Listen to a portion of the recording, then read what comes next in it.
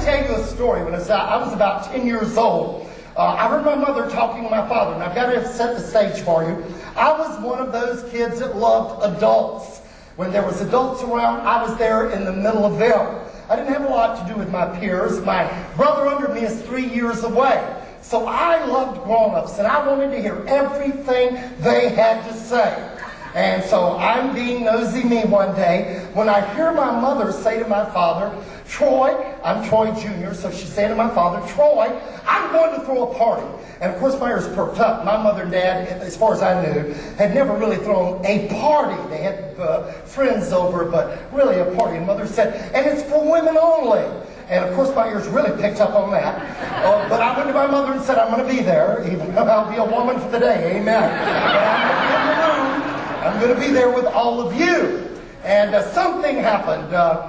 Sure enough, Mother said to me, if you'll sit in the corner and not say anything, it's okay. So there I was, and all at once, Mother sent out her invitations. The women in the community came, and it turned out to be something I'd never heard of before, a Tupperware party. And immediately, I started listening to this woman who was talking about this product. And she kept saying over and over again, if you purchase this piece of plastic, you're going first class.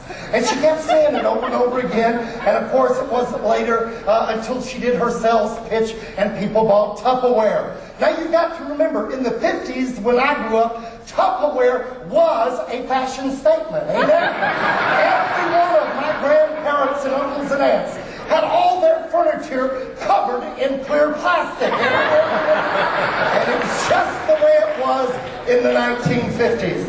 Well, that stuck in my head, and I said, you know, when I grew up, I'm going to own Tupperware one day. And of course, I grew up. 1 year at MCC, one of my church members said, Reverend Perry, my lover and I were going to have a Tupperware party, and we'd like to invite you to come. And I said, oh, God, I've always wanted to own Tupperware. I want to go first class. This is my opportunity.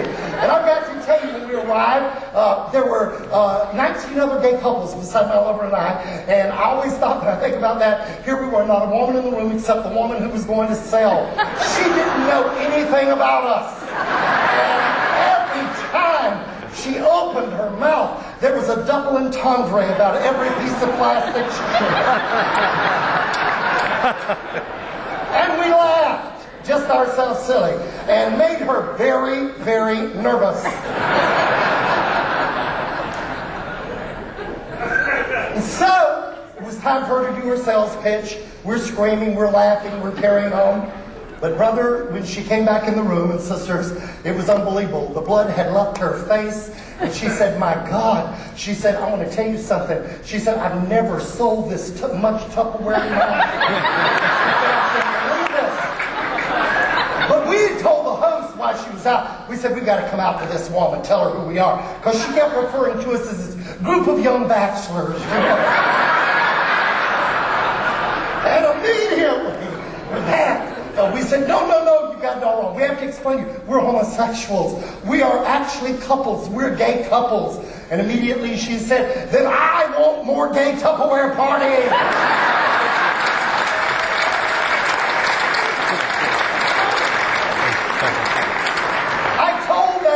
In the church the next week, and I said, you haven't lived till you go to a gay Tupperware party. After service, a member of my church walked by me and said, no, Reverend Perry, you haven't lived till you go to a gay Mary Kay party.